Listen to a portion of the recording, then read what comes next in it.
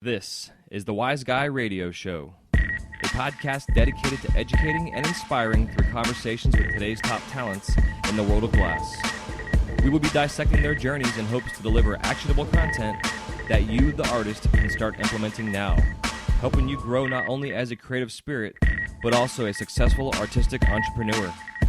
With a little organization, relationship building, and your artistic ability, you can obtain greatness. Climb aboard, whether an artist, retail owner, or enthusiast. We have a ton of fun in store for you. Welcome to the Wise Guy Radio Show.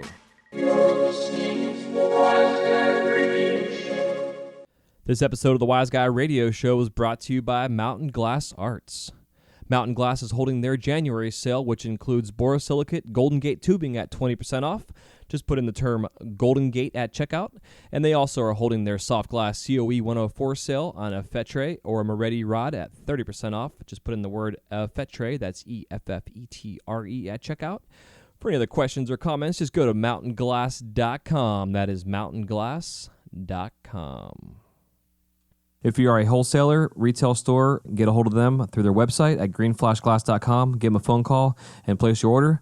That is greenflashglass.com. And all sales are always free shipping that are $1,000 or more. And now on with the show.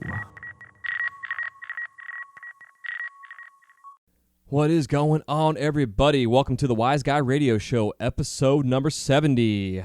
It is so good to be back. This is J. Michael, your host. Thank you guys so much for tuning in. Happy New Year in 2016. I cannot believe it. Holy shit. 2016. What are we going to do? So, I don't know. I'm just so happy to be here. I have been out of service for almost 2 months now due to some technical issues I had. Just shortly after my birthday, I had my dog accidentally spilt an entire glass of Sprite into my box of equipment. Which took me roughly a month or so of research and cleaning to get it working, and now I'm able to crack my mic, and it works and sounds great. And then also, of course, the holidays and the rush and trying to schedule, interviews and content and everything. It was just so much going on. I didn't want to give you guys a bunch of horse shit, so I didn't, and decided just to do one episode a week for the last 2 weeks or so.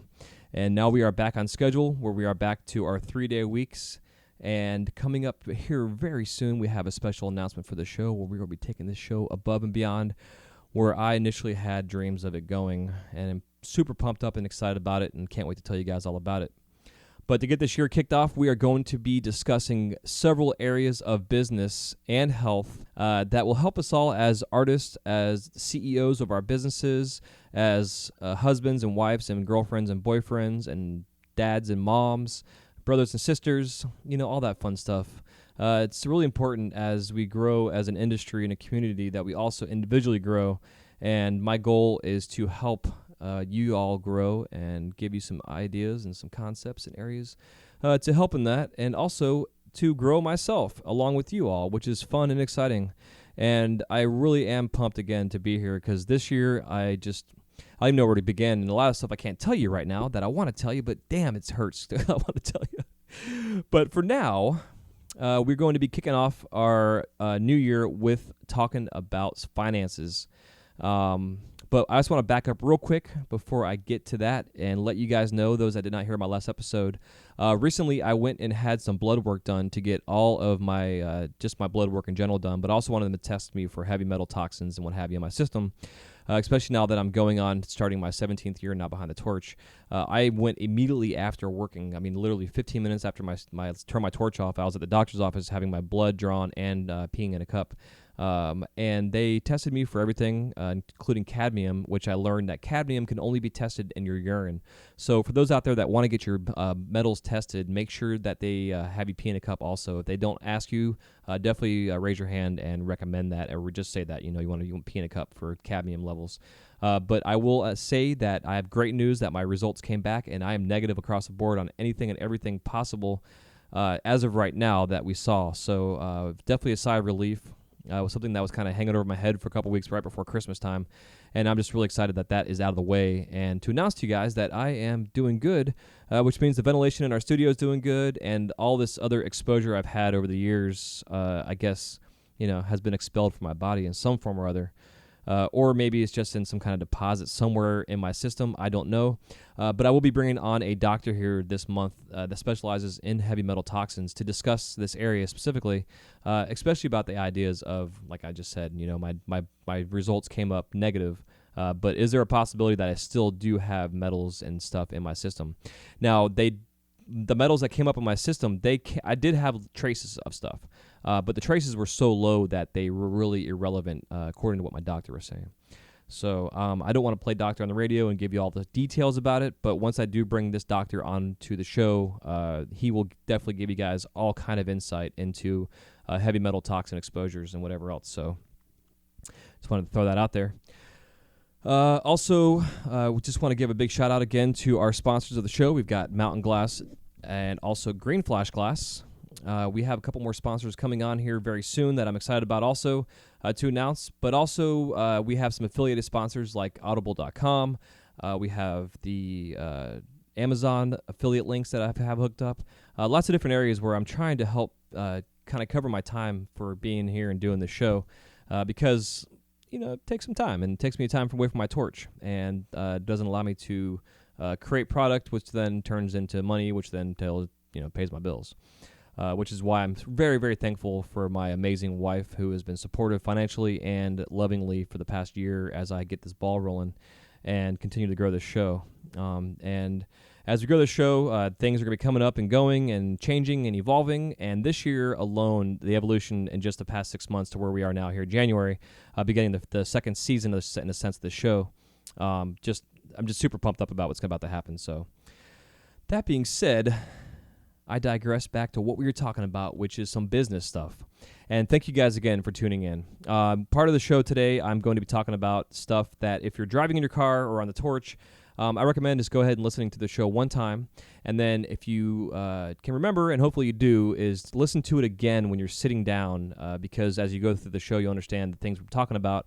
We'll take some action on your end to begin the process of getting your financial life and health in check. Because as we all know, when our finances are in check, the rest of our life is in check also. It means we're organized. It means we know where things are coming and going. It also means that we're not worrying about paying bills. And if we are worrying about paying bills, we can then take action to find ways to create more revenue to pay those bills. So there we go, guys. So one more time, thank you for tuning in to this episode number 70. And it is time for us to get into our segment of business, where we will discuss lots of fun topics regarding money.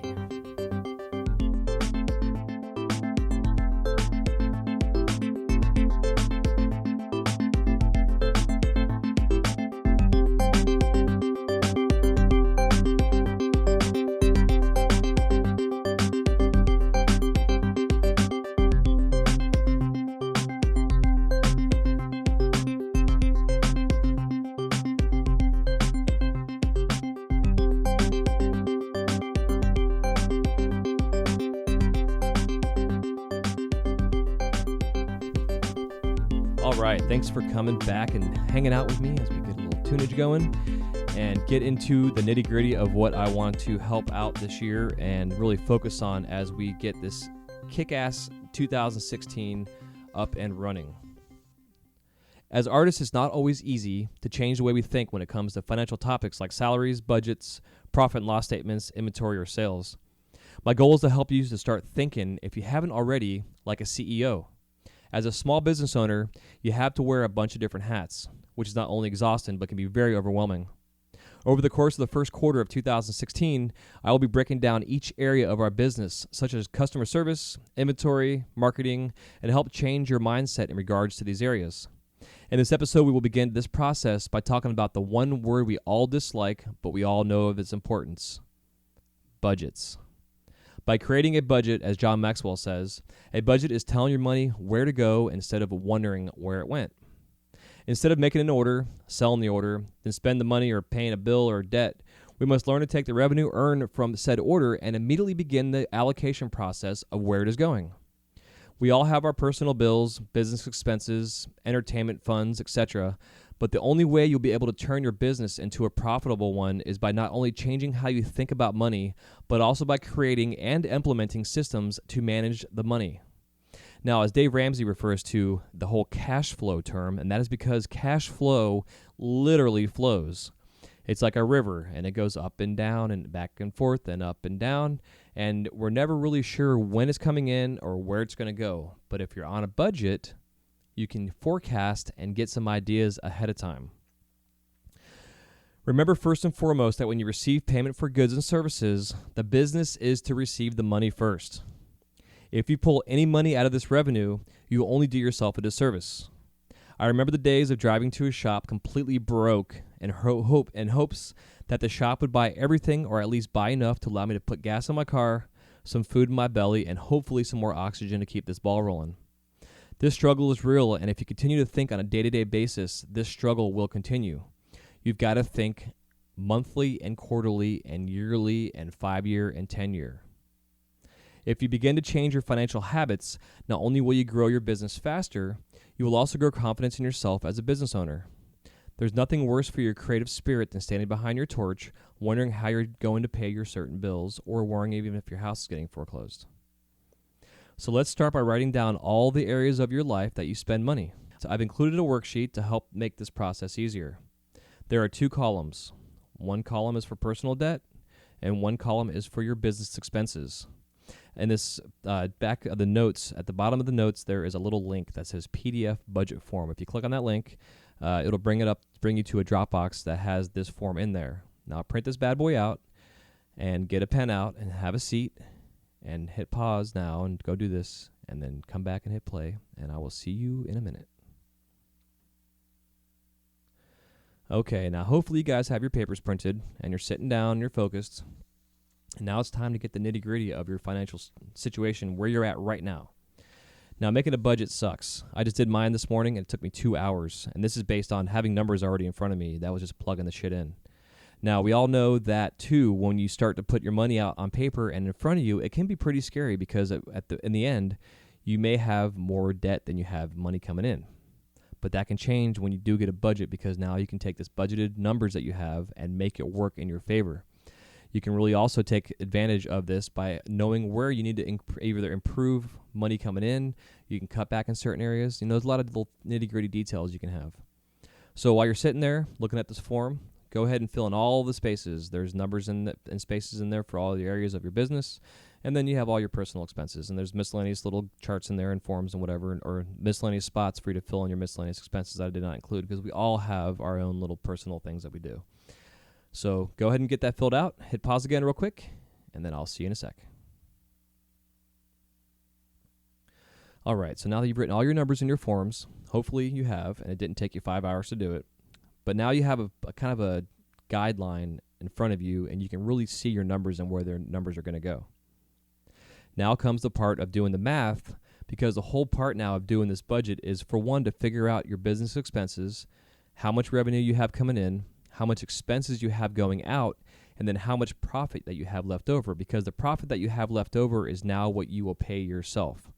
If you start just paying yourself right away when you get paid from an order, you're unable to do this process, which then puts you back another month or even back a week or whatever. But the whole idea is to go through and figure out your business expenses, which now you have a total.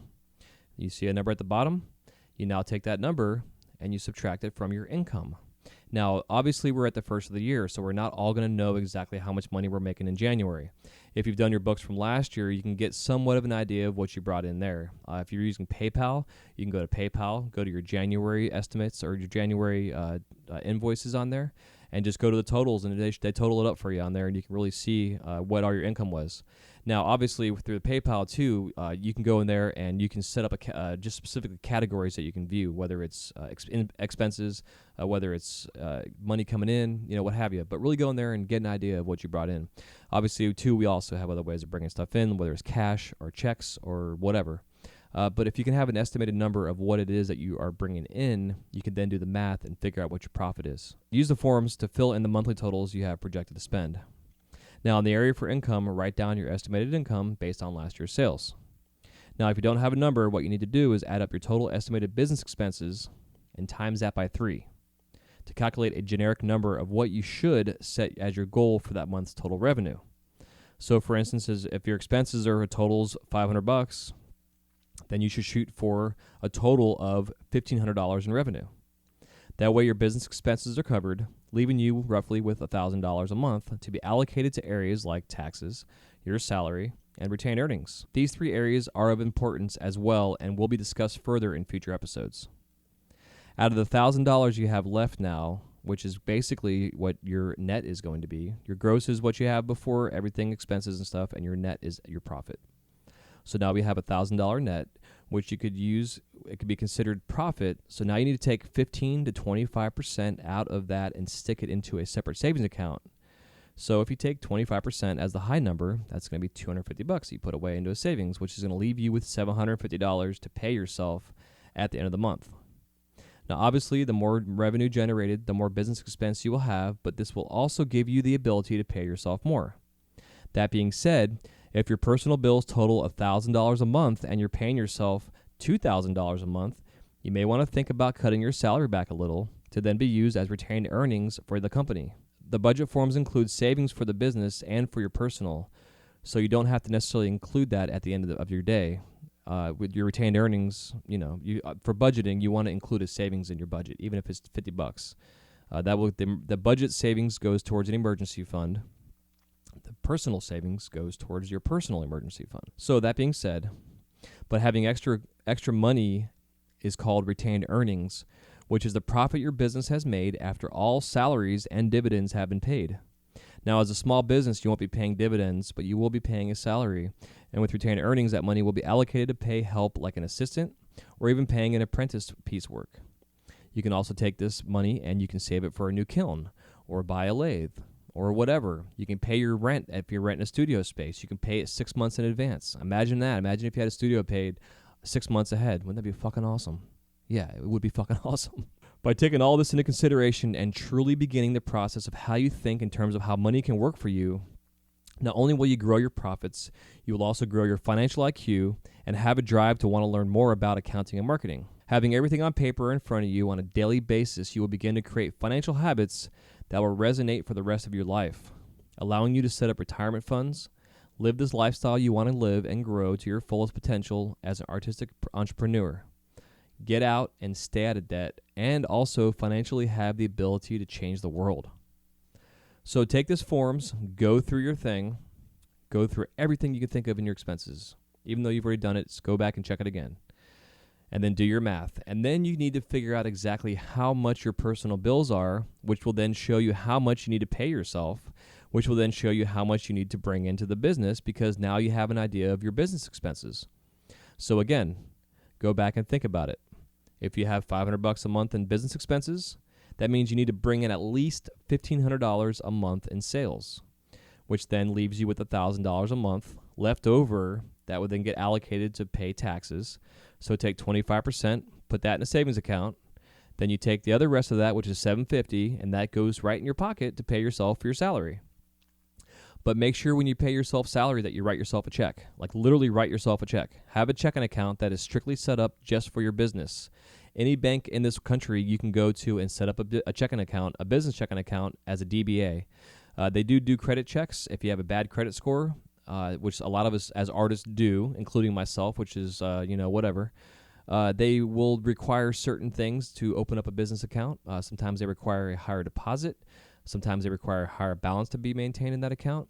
But still, if you have just a business account set up strictly for your business and nothing else, you'll be able to keep track of everything that is coming in and out of your business way easier. And then you should have a separate checking account strictly for your personal life, which you then will write yourself a check to. So say you have Bank A is your financial institution that you keep all of your stuff in for your business. And then financial institution B is what your personal account is. Some people like to bank in one bank. I personally prefer to bank in two separate banks. That way they're not pulling money from me, because I've had issues with banks pulling money out of accounts that they shouldn't have. So take your business account and write yourself a check from that, and that is your pay. Do a biweekly. You can pay yourself weekly, but make sure you do it consistently and create a paycheck for yourself. Write yourself a check. Some people like to just transfer money from one account to the next. That's fine too. but you need to think about this. So make sure you're paying yourself. If you have $5,000 a month in bills, that means you need to be paying yourself $5,000 a month, which means that your business needs to be making roughly around 10 grand a month, because it costs a lot of damn money to create a profit of $5,000. Unless, of course, you're making $5,000 for a pipe. Well, then that's a whole different story, which is where this industry is going. But that being said, it still isn't the way it is for us, all you newbies out there that are just getting up and going and that are learning this the proper way by taking the baby steps to really learn your medium by making production. I hope this helps you guys to start the process of getting your financial life here in check for your business and for your life at home as well. It's imperative to get a budget. And again, one tool that I do use myself for my budget, which I just started this morning, is Dave Ramsey has a website that they've created called Every Dollar. They do not sponsor the show. I'm not affiliated with it whatsoever, but I do like to share things out there that other companies have that make our life easy. And he is one of the number one guy out there for finances, for getting out of debt, and all that good shit. And they spent years creating this app, and it's huge. They have over 1 million people have downloaded this thing in 6 months. So I recommend going there. You can delete categories. You can create 2 accounts. One account could be just for your business. You can create it and customize it. Other one could be for your home life. You can link these to your accounts, which keeps track of everything. It's really, really amazing. And yeah, I'm doing a commercial for them for free here. But again, it's very helpful, and you guys should jump on that and take care of it for yourself. Also, pen and paper works good too, or just a generic basic budget, business budget accounting book helps out. So again, guys, keep track of all your stuff. Keep your receipts. Keep your invoices, organize yourself, get a file cabinet, get 12 folders, make one for each month, and keep track of all your shit. Start thinking long term. Think about 30, 40, 50 years down the road from now when you're arthritic and you cannot work anymore. How are you going to pay your bills? How are you going to pay for your retirement home? How are you going to pay for your medical stuff? If you're the sole breadwinner of the house and your husband or wife can no longer work, how are you going to support the two of you? A nest egg can get emptied out very quickly when you have major medical bills. So there's lots of areas in our life that we got to think about that is important, that is easy to just dismiss because, quote unquote, we're artists and we're just being creative. I say bullshit. I say we can all be artists and be creative, but also be financially smart, take care of ourselves, take care of our family, and even better yet, take care of each other. So on that note, I love you guys. Thank you again so much for tuning in to episode 70 of the Wise Guy Radio Show. Again, it's so exciting to be here. I'm going to get out of here before I start rambling again. So happy melting. Y'all just have a blessed week. Blessed 2016. Happy fucking New Year. And we will see you guys on episode 71. Take it easy. See you. Thank you guys so much for listening to this episode of the Wise Guy Radio Show. If you have any questions, comments, or remarks, please leave them in the show notes page area where it says comments. We'll see you soon. Have a wise night.